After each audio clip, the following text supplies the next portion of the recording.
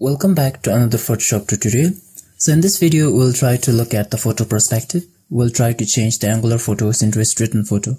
So to begin with, let's take this photo. In this photo, as you can see, there's a girl.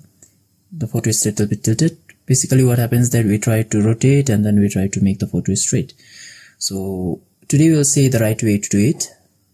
You'll select the crop tool and then above this, click on this straighten icon and then draw a straight line.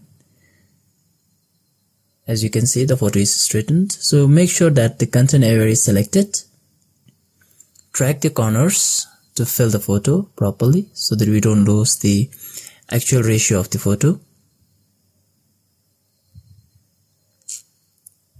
After that, click OK. Wait for some time.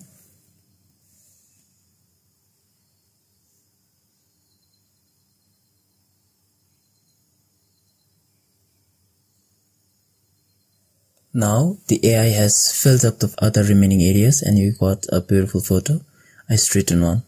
So if you like this trick, do subscribe and leave a like.